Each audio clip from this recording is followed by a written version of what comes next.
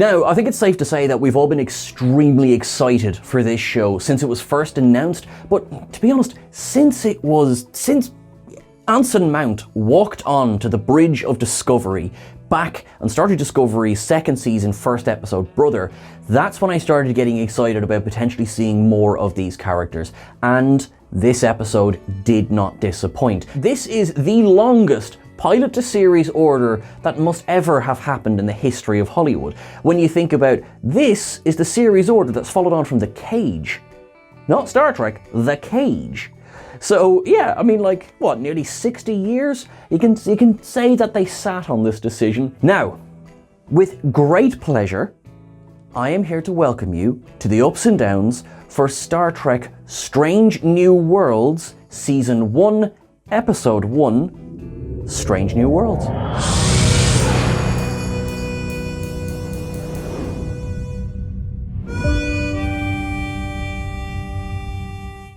With great pleasure, my first up goes to Anson Mount's Christopher Pike in this episode. He has such control, he has a lot of serious things going on in his mind without it becoming a big, massive, serious, heavy fest. So we open on him in his cabin, and it really reminded me actually of that cabin in Generations. I'm saying it here because I don't think it is an Easter egg per se, but I really liked it. Plus, way liked him with the beard and the hair and everything. Anson Mount looks bloody great in anything, really. Anything he does. He's there with Captain Battelle, and they appear to have had quite a fun evening.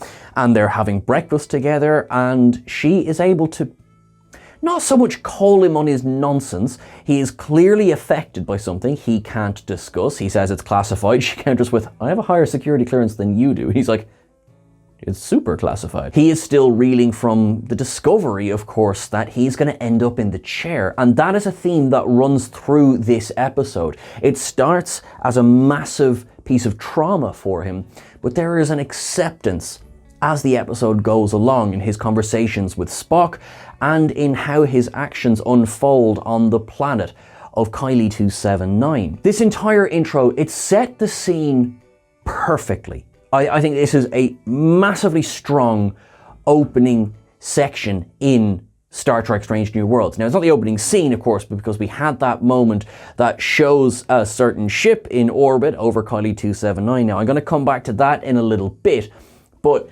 for the start of Pike's character in this episode, definitely that's an up from me. The second up of the episode goes to Adrian Holmes' performance as Robert April. Now, there's not a lot going on here. However, it's still pretty much more than we've got in the guts of 50 years. Robert April's casting has caused a little bit of controversy this week because people have been upset at the fact that he was portrayed as Caucasian in Star Trek the Animated Series, where he was voiced by James Doohan, and is now being portrayed by a person of colour in the form of Adrian Holmes in Star Trek Strange New Worlds. That's nonsense. Adrian Holmes delivers a fantastic performance to a character who appeared once in a cartoon in the early 1970s. They clearly have a relationship, April and Pike, because although April is the Admiral and Pike is the Captain, it's not a pulling rank conversation, it's we need you conversation when the shuttle lands in front of Pike on horseback. That whole scene is just so well shot, so well directed. And the return then of April at the end of the episode, again, it's not an awful lot. In a way, he could just be any other Admiral. In like Admiral Vance, for example, that we've had on Star Trek Discovery, in that there was no massive bells ringing with the fact that it's Robert April, just we know that he's got that history, and I think Adrian Holmes did a bloody good job. Now, the third up of the episode, we're going to move over to Vulcan, and we see Spock sitting down with T'Pring. T'Pring asks him to marry her because they have been betrothed. Now, this goes all the way back to the original series' second season opener, Amok Time, which has the famous fight between Spock and Kirk. It shows the Vulcan Lirpas. We get that music, which, oh, but for the grace of rights, I would be singing now as much as possible. It's a wonderful continuity, but without leaning too heavy on lore. And also, it sort of shows as well, Vulcans are fully capable of enjoying themselves without it going against their logic, without them needing to immediately go and seek Faltor Pan afterwards. The ability to enjoy oneself does not negate the discipline of logic, and both T'Pring and Spock demonstrate that here. There's quite a funny moment when they share a kiss and what seems to be like the waiter walks up and says, "I will have to ask you two to leave." And I mean, it's a shocking display of emotion. I thought that was quite a funny gag. I enjoyed that a lot. Ethan Peck has clearly been to the gym. That was pleasant. He is then recalled to service, and unfortunately, I have to describe it like this: he is cock-blocked by his communicator. T'Pring does not seem too chuffed about that either. He goes back, he's on the Enterprise. Pike arrives on board the shuttlecraft. I will get to that in station observations. And we get this beautiful pan of the Enterprise, which I just love. Do you know what? In fact, yeah, this warrants a Q-snap. I mean, look at this thing. Isn't it pretty? Isn't it pretty? I love this Enterprise. Oh wait, where were we? As Spock and Pike discuss the mission as they walk through the corridors, they enter a turbo lift and they mention Burnham. I like this. They do it straight away in episode 1 because Burnham was going to be the big elephant in the room if they were never mentioned. It's one thing that Burnham is not mentioned around other members of the crew, but when Spock and Pike are in private, I am very glad that they have done this. Very, very glad. Because that means, of course, you can classify something. Doesn't mean you're going to forget it. And they do it in a safe way. They're in the turbo lift. They're not being overheard. You know, Una, of course, will know. And I assume there's going to be some other members of the crew that were present during the events the previous year. But I really liked that because tied in with this up is actually, if we sort of skip forward a little bit towards the latter section of the episode, it's the consequences of the Enterprise and Discovery's actions that have led to the situation on Kylie 279. It's starting off as a semi-sequel to Such Sweet Sorrow Part 2, but it's very much its own story. And the logic is completely sound. They did something that was so big it could be seen on so many various planets. And I think that's a fantastic explanation as for how Kylie 279 got to this situation. So that's an up from me, not just the mention of Burnham, but the mention of the events of Such Sweet Sorrow and having to address them.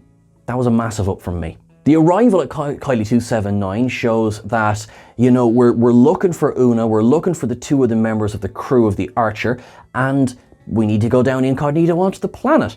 We have La'an, we have Spock, and we have Pike are going to go down, and so to do that, they need to get some medical help. Up to Dr. Mbenga and Nurse Chapel. A lot of the time when I'm going through these shows and I'm scribbling down my notes and doing my ups, I paused and I sat back and I went, how do I feel that I've seen these faces on screen for years? Like, in theory, I've known Chapel since I was a child, technically Mbenga. You know, obviously Spock, Pike, you know, yeah, the characters, they carry a lot of weight, but what I'm seeing is that these new performers are so comfortable around each other and exuded that comfort so much through the screen that I felt like I was watching an episode of a show I've seen for years and years and years. But yeah, for Mbenga and Chapel, the way that Babs Olusegun and Jess Bush play these two characters is just, it's just fun. You know what I mean? It's just fun and upbeat. Mbenga and Pike have obviously known each other for a long time. Doctor, can you give me some advice? Don't get the house dressing. Brilliant. And the way that Chapel exchanges with La'an is like, oh, you're going to create us a disguise. Yes, and you command a rocket ship. Again, it was so comfortable. All of the interplay between all of these characters, all of the performances, for me this week were absolutely top notch. Ethan Peck continues to impress as Spock, as we knew he already did, but everyone across the board is flipping brilliant. We beam down to Kylie. Now this is a pre-warp civilization. Now they're going down because they've detected warp signatures in what it turns out to be a warp bomb. This is what they got from seeing the phenomena in the sky. Spock has an issue. His Vulcan physiology starts to reject the change that Nurse Chapel put over him, and so it falls on Chief Transporter Operator Kyle, played by Andre Day Kim, who has been lovingly dubbed on Twitter Transporter Twink. He beams onto Spock's eyeball an updated solution so that he can pass a retinal scan. That means, like, Kyle, I mean, come on now. To quote Scotty in Star Trek 2009, that's pretty good. He doesn't get an awful lot to do in this episode, but really, that was a great way to introduce the character. Brilliant. Brilliant. And continuing on a theme of brilliant, you might be getting sick of hearing that word, but Celia Rose Gooding as Uhura. And there was they didn't sit there and ring out the tubular bells because, oh, we have a legacy character. It's a bit like, hi Uhura, how are you getting on? Welcome to the Enterprise. Okay, let's go. And that's the perfect way to introduce the character. This poor stranger from Kylie 279 breaks out of the medical bay and ends up in a transporter with Uhura, and she just chats to him. She just calms him down. Because obviously they've done their research on the planet, which was very, very well done, and she just keeps him calm enough for Chapel to knock him out. It was very, very well handled, but such a great way to be introduced to the character.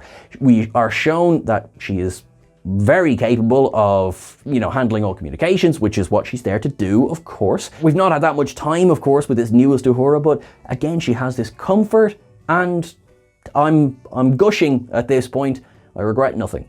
I am very happy to give this up to La'an Noonien Singh. Christina Chung was the wild card a little bit in Strange New Worlds because Noonien Singh is a name with weight and with history, and potentially canon breaking because we all know Khan Noonien Singh, we know. This episode establishes that she is the last survivor of her colony ship, which we're not sure if that's the case or not, so we'll see as the season goes on. We find out her backstory involved first contact with an alien race we've heard of before, that she was a survivor sent out to die, but she survived.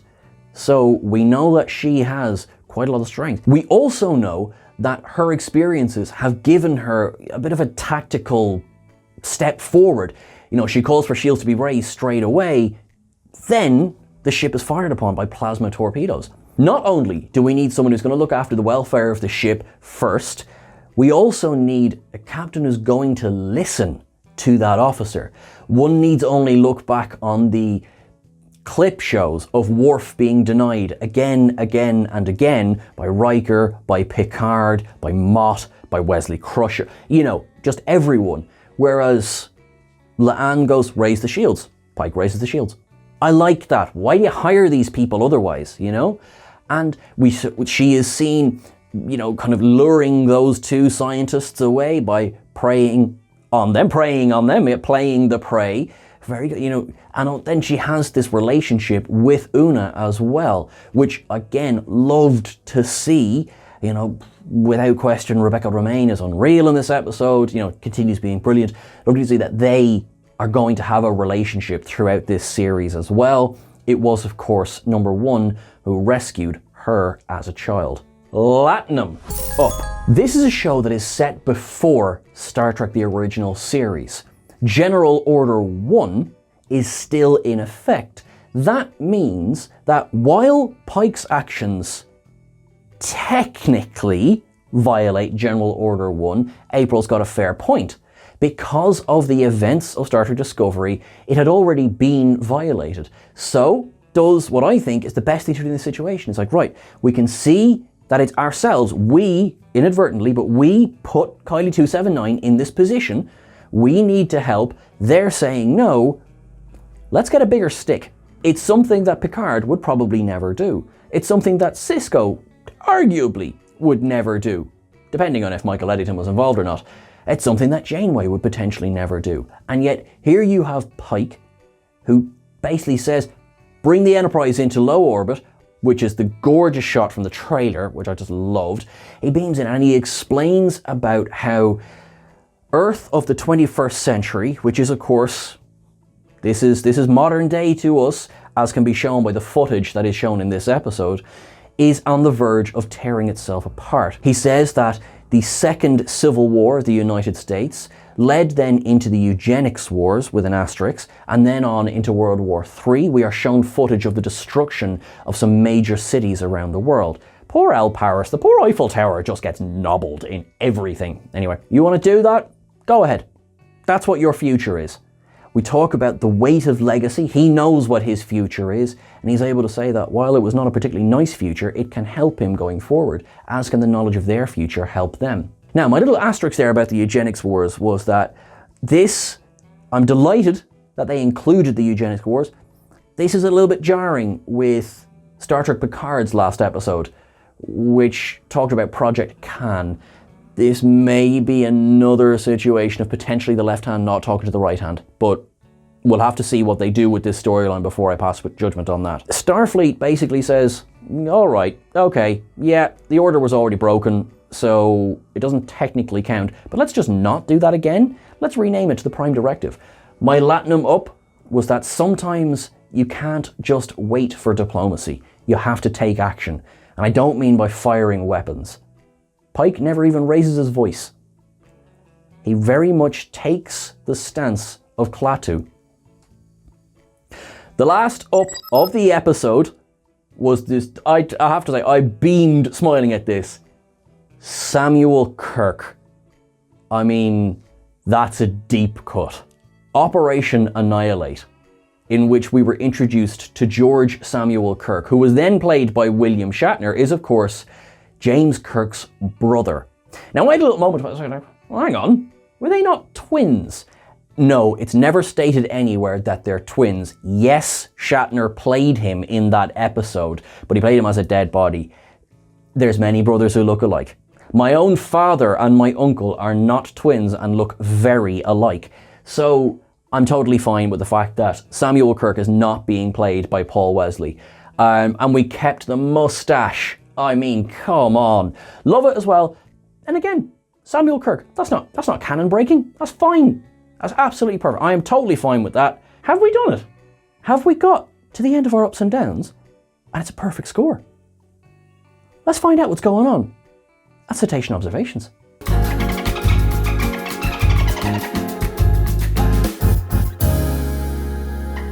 The Saladin class USS Archer makes an appearance. That's an up. Footage from The Day the Earth Stood Still is being watched by Pike in the opening scene. That is an Easter egg for a very special reason. It was directed by Robert Wise, who directed Star Trek The Motion Picture. Now we have the original series communicator. We see Pike on horseback, which of course goes back to the days of the cage. The case in which T'Pring hands Spock the marital necklace is shaped almost exactly like the Kirshara from Enterprise. The Vulcan text, of course, we see on the screens of their home. If you were to read the pad that Pike is holding, and I can assure you, I did, it gives you the full backstory to La'an. That tells me two things. One, we have first contact with the Gorn is stated there. Two, Pike was so bothered by what was going on in his head, he never read that pad because that told him that Una, Ensign Chin Riley, in fact, discovered La'an while serving aboard the USS Martin Luther King. We have what sounds like a USS Yelchin being called out. That's one I've got. We have a Shepard class, which is docked behind the Enterprise. Pike is aboard the shuttle Stamets. Now, that could probably be named for Paul Stamets. People have asked, well, hold on, what about the classification? What about the classification? All right, real-life mycologist Paul Stamets does exist, which is who the character was based on originally, so take your pick, either or. The mention of Burnham. Now, Uhura's earpiece as well. We have Pike offers Spock some Saurian brandy while standing in front of a 3D chess set. They mention Boreth. There's a moment when Spock turns around and goes, fascinating. Which, if that isn't a lift from the original series, I don't know what is. The navigator's name is Mitchell. This is a continuing trend in the way that Star Trek Discovery had a USS Mitchell in Season 4, which would of course be named for Kenneth Mitchell, who has appeared several times in Star Trek Discovery already. Now we have the original series Tricorder makes an appearance as well. There's a funny moment. La'an is serving as the first officer, acting first officer while they're looking for Una, and as they stand in a cell together, Pike says, "Number one," they both say yes, and he goes, no, the original. Well, of course, Una is the original number one from the cage. They talk about General Order 1. They talk about the eugenics wars. Their last conversation happens aboard Starbase 1, which has obviously been repaired after the Klingon War. You know the way we like to do the work for you. At one point, a map of the Alpha Quadrant is shown with some planet names. Drion, Freehaven, Zenketh, Septimus, Cardassia, Bajor, Sarpedion, Unefra? Yeah, Unefra. Talar, Zahia, Kylie, Gamma Trianguli, Platonius, Kobliad, Chintaka, Talos, Alpha Majoris, Scalos, Algol, Thalos, Orion's planet, Halka, Setlik, Merak, Trill, Claystrion, Pelar Zel, Mizar, Korkaru, Sigma Draconis, Deneb, Tau Ceti, Macbu, Capella, Evora, Tagna, Betazed, Minos Corva, Beta Niobe, Orion, Organia, Porathia, Sherman's planet, Donatu, Space Station K7, not a planet, merits a mention, Briar Patch, Aldebaran, Sona, Elora, Tarlac, Pavo, Tarkana, Nivala, Kantar, Baku, Sulaban, Xanatane, Agion, Ryza, Manzar, Elas and Troius, Iridia, Prior's World, Corridor, Valakis, Rigel, Denevia, Akali, Eridani, Vulcan, Andoria, Wolf 359, Babel, Vega, Denobula, Azati Prime, Lorilia, Nausicaa, Regulus, Draken, Tagus, Angelius, Quailor, Celes, Anto, Corvan, Doctori Alpha, Gamma Hydra, Galen, named for Professor Galen. Boom. Right, hey, sorry guys, sorry. Sean's forgot an Easter egg. There was this bit where they're in an elevator waiting to go down, and there's like some typical elevator Muzak playing in the background. Side note, Trek Culture is a big fan of Muzak. So anyway, this particular bit of Muzak is the lounge cover of the Discovery theme. You can find that on the album for season 2 by Jeff Russo. There you go, that was an Easter egg. Saving your ass again, Sean.